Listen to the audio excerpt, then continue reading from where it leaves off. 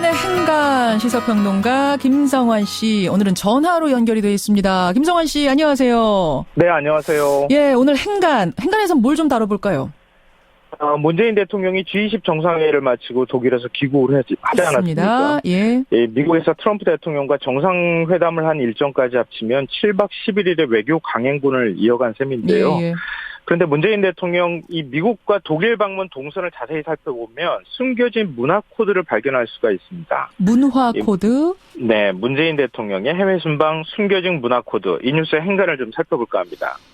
한반도를 둘러싼 4대 강국의 정상들 다 만났어요. 예, 맞습니다. 트럼프 대통령과는 미국에서 정상회담을 했고 며칠 사이에 또 한미일 3국 정상회담 때 또 만나지 않았습니까? 만났죠.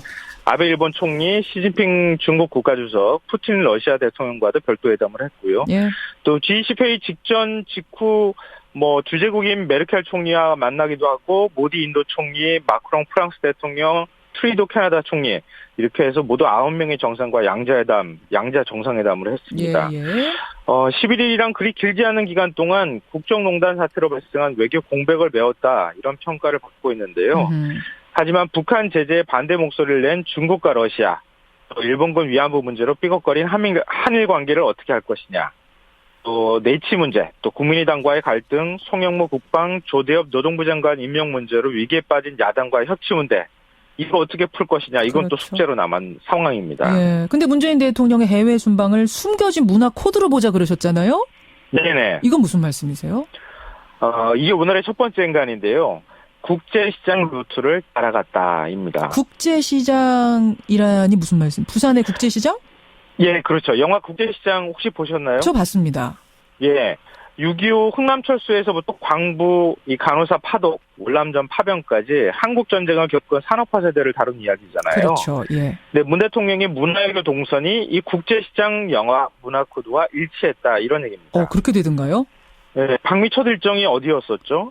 장진호 전투. 네, 그렇죠. 장진호 전투 기념비를 찾았잖아요. 예. 이게 바로 흥남철수 때 빅토리오를 타고 피난 온 자신의 가족사와 연결이 되는 겁니다. 여러분 덕분에 나도 있을 수 있었다. 그러면서 미군의 감사의 뜻을 전했고 미국 국민들이 아주 뿌듯한 자긍심을 느끼도록 하지 않았습니까? 예. 이게 한미동맹이나 대북 안보 간의 확고한 대통령이라는 이미지를 또 얻었습니다. 예. 독일에서는 또 어땠습니까? 맨 첫 행사로 파독 광부 간호사들 또 그 후손들을 초청을 해서 감사의 뜻을 전달하지 않았습니까? 예. 여기 감동한 교민들이 눈물을 흘리는 일도 있었는데요. 그렇죠. 그동안 한국 사회에는 산업화 세력과 민주화 세력이 갈등하는 모습이 많이 노출이 됐었는데 이 문재인 대통령이 취임사나 현충일 추념식 자리에서 모두 다 대한민국이고 모두 다 애국자다 이런 점을 강조했었잖아요. 예. 이 보수 진보 이념을 떠나서 산업화 세력을 끌어안는 그들의 헌신에 감사의 뜻을 전하는 감동적인 행보를 보여서 국제사회에 큰 인상을 남겼다는 얘기입니다. 그러고 보니까 쭉 정리를 하고 보니까 정말 영화 국제시장의 그 루트와 비슷하게 문화 코드가 숨어 있었네요. 두 번째 행간은 뭐죠? 두 번째 행간은 윤희상의 묘소도 참배했다입니다. 여기는 영부인 김정숙 여사가 참배를 한 거죠? 네, 맞습니다. 더군다나 공군 1호기에 직접 실어간 통영의 동백나무를 윤 선생 묘소에 심기도 했지 않습니까? 하는 언론에서 굉장한 화제거리로 다뤘었어요.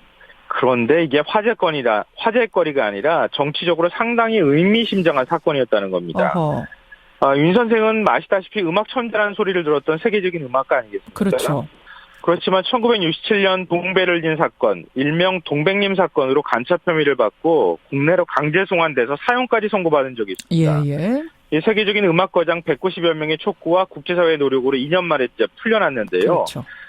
그때부터 간첩이라는 멍해를 씌워져서 그동안 그렇게 그리워하던 고국으로 돌아오지 못했습니다. 일본을 통해서 통영 앞바다까지 배를 타고 갔다가 귀국을 못했다.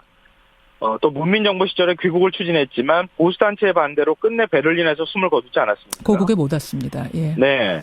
2007년 국정원 과거사위에서 동백님 사건이 과장됐다 이렇게 결론을 냈지만 결국 고국으로 돌아오지 못했는데요.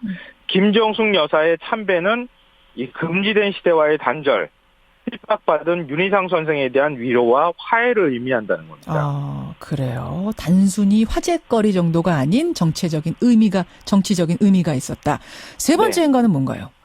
세 번째 행간은 그래도 아무 일이 일어나지 않았다입니다. 그건 무슨 말씀이세요? 이번 문재인 대통령 외교의 특이한 점은 국내 어느 진영에서도 비판적인 목소리가 없었다는 겁니다. 그러네요, 진짜.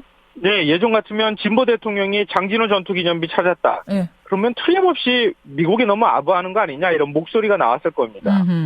이 젊은 세대들이나 민주화 세대는 너무 6.25에 집착한다. 산업화 세대 공만 평가한다. 이렇게 불평을 할 수가 있는데 그런데 조용했습니다. 그렇죠. 반대로 보수 세대, 산업화 세대는 한때 빨갱이, 간첩으로 매도됐던 유리상 선생 묘소를 연구인이 참패했다. 반발할 수가 있었거든요. 반발할 수 있는 상황이었어요. 그런데 조용했다는 겁니다. 예. 이번 문재인 대통령 코드는 국내의 산업화 세대와 민주화 세대, 좌우를 모두 감싸는 문화적 행보를 보였다. 모두 다 위로받고 자긍심을 느낄 수 있는 그런 행보였다. 이렇게 평가할 수가 있을 것 같습니다. 그래요. 정상회담 속에서도 어떤 문화적 코드들이 곳곳에 숨겨져 있었다. 김성환의 행간 잘 짚어주셨습니다. 고맙습니다. 네, 고맙습니다.